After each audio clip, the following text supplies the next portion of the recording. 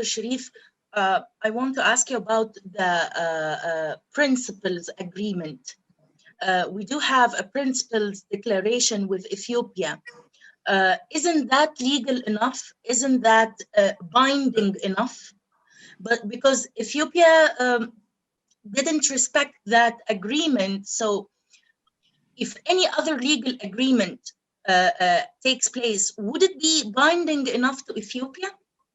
If it is under, that's why I think the proposal by Sudan, given by Sudan, to have four international or four, I mean, we have the whole world witnessing and following this agreement and making sure that it's implemented. That's why the difference between having only African Union and having the four countries, the four entities, USA, European Union, United Nations, and African Union, that would be binding, of course, for anybody. But in case of African Union, I don't know. I mean, why? I don't know why Ethiopia doesn't want to go to the international and have it in done. Because the 2015 agreement is just a general agreement, okay? The 2015 agreement you cannot depend on it now, okay? Let's face the facts as we are today. We're not going now to go backwards and forwards, and we need to sit. What is the situation today, and what we need to do today? I mean, it's not any more debatable. Egypt will not accept that the water will come less. Ethiopia does not want to negotiate except in the African Union. Ethiopia insists on filling the dam in July or wherever, okay, soon enough. So this is where the bottleneck is. That's why the international community should play a bigger role in this problem, because it is a complicated and a serious problem. People think that it is a very serious problem. It's affecting the lives of 100 or plus people, million people in Egypt and in Sudan, maybe, I don't know, over 30 million and so on. So you're affecting the life of over 140 million people. Hey, this cannot be done. This cannot be accepted. I mean, by all international laws, local laws, by any law, this cannot be accepted.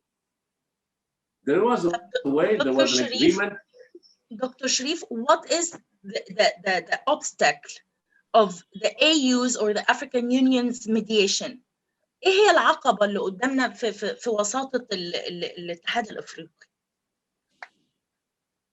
That I said that Ethiopia was to bring into on the table that there is a kind of new order today, that things have changed, and this is what we want. That they have not changed their position.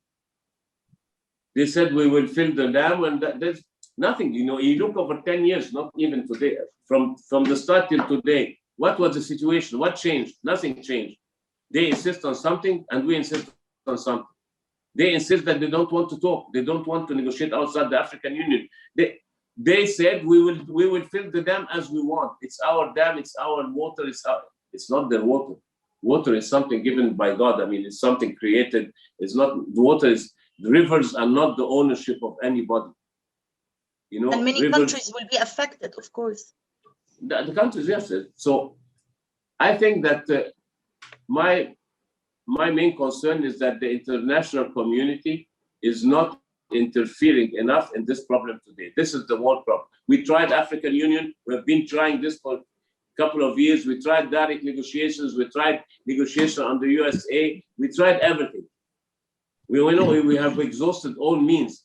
Today, you need an international, global intervention in this problem, and to put conditions, because the whole thing is how to operate the dam. The problem is how to operate the dam. You cannot leave it to Ethiopia to operate. You form a committee to run the dam, let's say, from the three countries, Ethiopia, Sudan, and Egypt. Because as I said earlier, the main problem we have is it's not a matter of just filling the dam. It's a matter of flood. It's a matter of controlling after that how much, because those two outlets they have today, for example, are very dangerous. Okay, I'm not talking also about the other problems related to the construction of the dam itself, and it has many negative points. Okay, I am not going to enter into that because it's not the matter of discussion today. But I'm talking about the principle itself. The principle itself, who operates the dam, to make sure that the water management of the dam will be done in the right way, not to affect the two receiving countries. That is the whole problem today. Okay? It's a matter of timing as well, sir. Of course, it's a matter of, as I say, we only have 2 months remaining, maybe. That's all what you have. طيب, Dr. Sherif, in case the situation goes more complicated, I've heard the Egyptian Minister of Irrigation on TV the other day mentioning that this year only, if the second filling takes place, 1 million Egyptians will be jeopardized, and a lot of land will be jeopardized as well. And those 1 million people can easily later on be integrated into terrorist groups because, of course, they will go into poverty. And these 1 million people can be refugees, can go to other countries to work for better opportunities of life, or they can cause a lot of problems in the inside.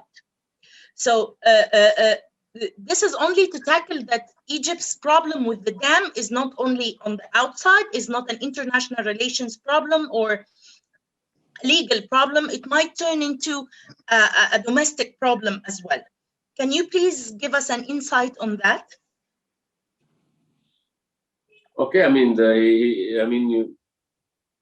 you know, I don't want to turn the problem into turning people to terrorists because they're not going to receive, they're going to get out of the land. Of course, this is a post-social effect, but it's much bigger than the social effect. It is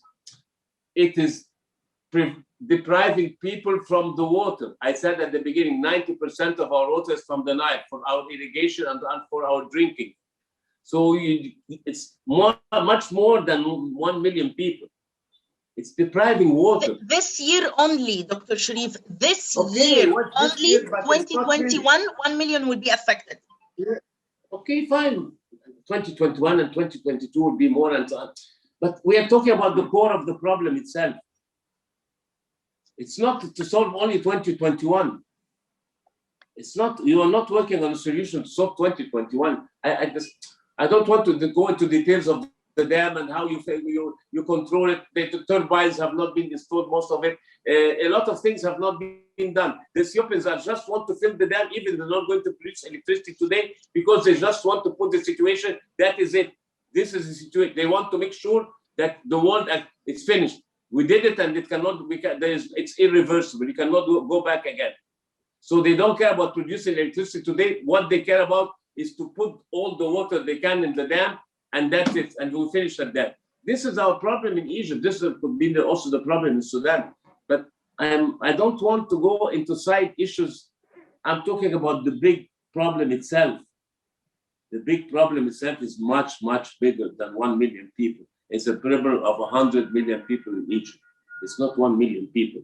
I discussed with you that we have 600 meters cubed today of water per person, well below the average, well below the poverty. So, and it's going to get worse. We are going to lose 25% of our water. We're going to lose a lot of our land. You're going to destruct the country. It's not 1 million people. You are going to destruct the country this way. You are destructing a country. And I don't think the Egyptians will accept that. Nobody. I said, go in the streets of Egypt today, in the streets of the villages, in the streets of Cairo, in the streets of anywhere, and ask about Renaissance Dam. It's that the Egyptian people are very worried about the effects of the negative of Renaissance Dam. This is where we should focus on. Thank you. Thank you, Dr. Sherif. Yes, all Egyptians are worried, and all Egyptians are asking for rapid solutions to secure their futures and to secure their alimentation resources and water resources.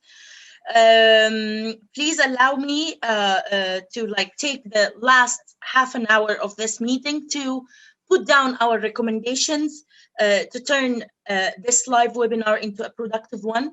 We will end at the very last with the recommendations.